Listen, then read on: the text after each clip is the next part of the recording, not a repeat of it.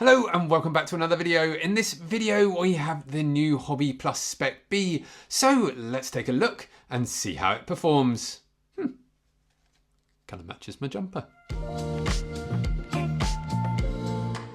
So when I saw the Speck B released, I reached out to Hobby Plus to see if they would send us one to review on the channel, and indeed they did. So here it is, let's get this thing open. Now looking at the Speck B, we can quite clearly see that it is no copy of the Losi. A lot of the components are very different. We have a number of tuning options already built into the front end.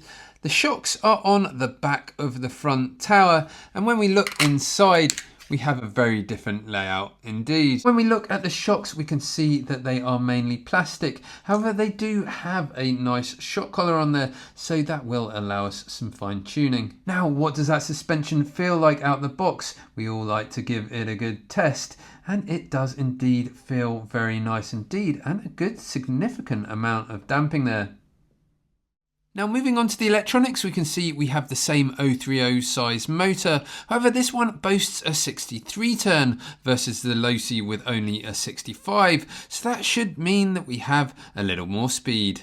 In the box you also get these, a smaller pinion and a larger pinion, and then a smaller spur. These will allow you to adjust the gearing and get a little more speed if you'd like it. Now looking at the servo, we can see that they have mounted it really nice and low, so that should help the car's centre of gravity and therefore improve its performance. Now moving to the centre of the car, we have our ESC and receiver combo. However, we also get this extra port. Now this port allows you to plug in a separate ESC while still using the same receiver. This means that in the future, if we want to change to a brushless setup, it's going to make it nice and easy. Now the LiPo it comes with is a fairly standard 350 mAh 2S LiPo. Size-wise compared to the Losi, well, it is slightly smaller in width and length. However, it is a fraction thicker. Now if you're coming from the Losi platform, you'll be interested to hear that the Losi batteries do fit into the Speck B. However, you will find that the Speck B batteries come in at 2 grams lighter. Now the transmitter doesn't feel all that special in the hand with its hard plastic steering wheel. The throttle control is quite tight on your finger, which I quite like myself and is probably better for the younger generation. However, if you do have larger fingers, you may find it a little snug.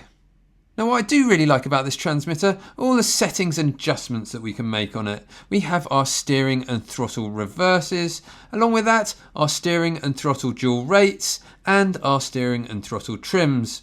Not only that, we also get these dip switches in the centre here, and that allows us to program our ESC. Now those settings can be found here in the manual, and the one that really interests me are the drag brake settings.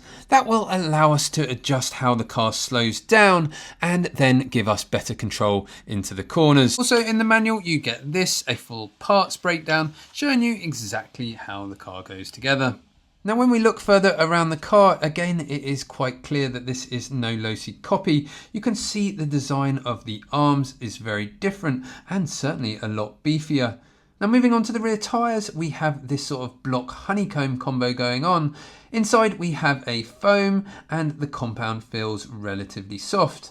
Now on the front we have this sort of cut stagger pattern, and indeed again with a foam inside. However, the compound does feel a little firmer.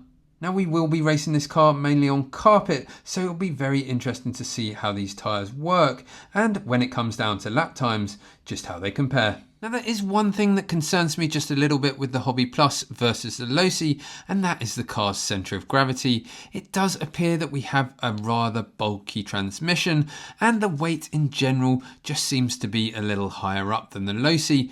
So what that means on the track, well, we will just have to wait and see.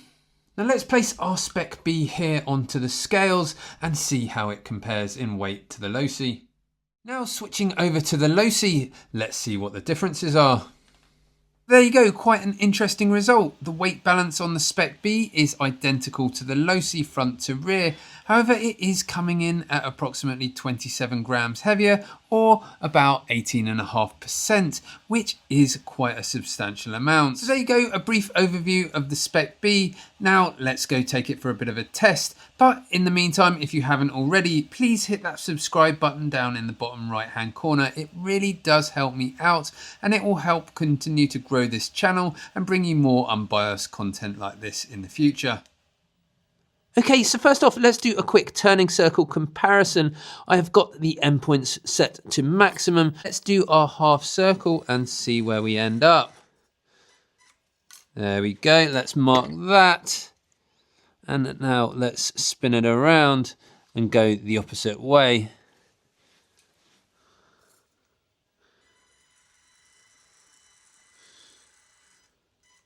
Let's repeat that one last time and see how it does.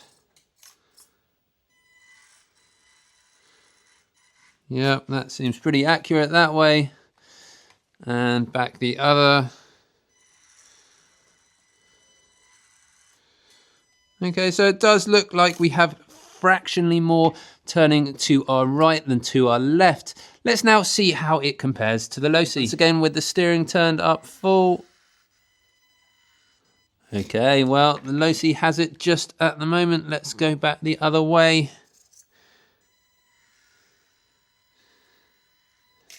There we go, and one last time, just to see.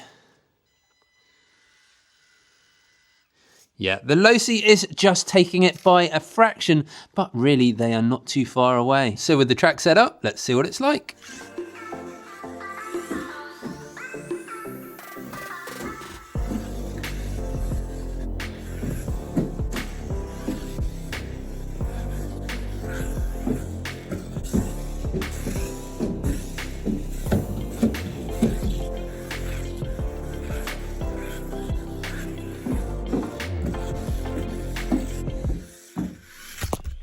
So after that test around the little track, what do we think so far?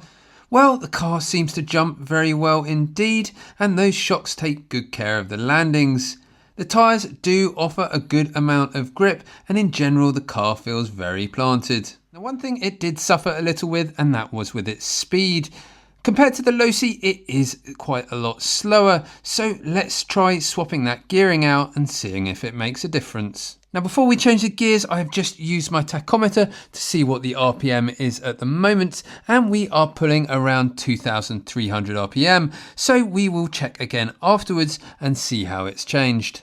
Now, when it came time to fit the pinions that came with the car to the motor, unfortunately that hole size was just too small and they would not go onto the motor for love nor money, so we did end up having to modify them. Now, the motor shaft itself measures 1.5 millimeters, so I took a 1.5 millimeter drill bit and just opened up the pinions. However, that was still fairly snug, and in pressing them onto the motor, it actually popped the back of the motor off. So when you are doing so, do make sure that you are pushing from both sides to prevent damage to the motor. So now with that smaller spur and larger pinion fitted, what are the results from the tachometer? Well, we went from 2,300 RPM to now 3,460, so that's over an 1,100 RPM increase. However, compared to the Losi at 4,500, we are still a little lacking. The speed isn't always everything, so let's take it to the big track, see how it does there, before giving my final verdict.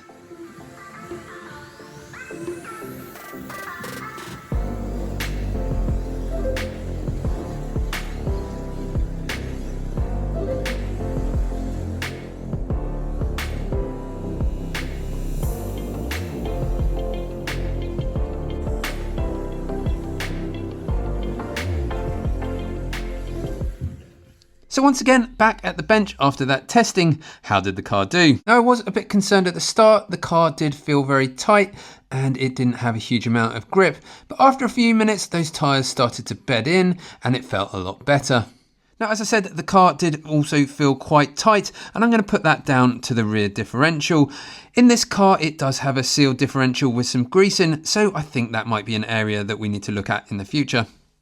Now onto the shocks, and they did feel very nice and they seem to soak up those jumps very well.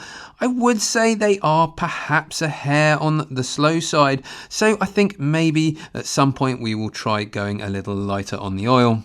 Now the testing didn't go 100% to plan. We did have a couple of issues. The first one being the steering linkage that goes from the servo to the steering rack. It does take rather a steep angle and it popped off rather easily. So I think in the future we may also need to look at that and potentially look at just moving up that ball stud to hopefully reduce the angle and the chances of it popping off again. Now the only other thing I was a little disappointed in, and that was its top speed. As predicted from the tachometer tests, it was still a little slow, especially down the straights. So I think perhaps we do need to have a look at that motor and see if we can replace it with something a little quicker. Now earlier in the video I did mention how I was a little concerned about the centre of gravity of the car being maybe a little higher than we would have liked. However, out on track the car felt very good indeed, and that really wasn't an issue. What more, I have also spotted a few ideas where we can hopefully reduce that centre of gravity even further. So my final thoughts on the Speck B from Hobby Plus. Well, I have to say, given that this is not their normal type of platform, I think they have done a fantastic job with this car, and it does drive very well indeed. Now, it does have its few issues, however, they are relatively small, and I don't think they'll be that hard to sort. I think once we have done those, we could be onto a race winner. Thank you very much again to Hobby Plus for sending us this car to review. I think you guys have done a great job, and it's really good to see more companies getting in on the 124 scale buggy scene. As always, if you've got any questions, please drop them down in the comments below and I will try and get to them. And why not let us know if there are any other cars you would like us to review on the channel from Hobby Plus or any other brands. There you go, that wraps up another one. And don't forget, subscribe to the channel somewhere just down here, as there is more Speck B content coming soon. If you found this video helpful, please hit the like button. You'll find it just somewhere down here, as it really does help me out. But otherwise, have fun wherever you are. I will see you in the next one.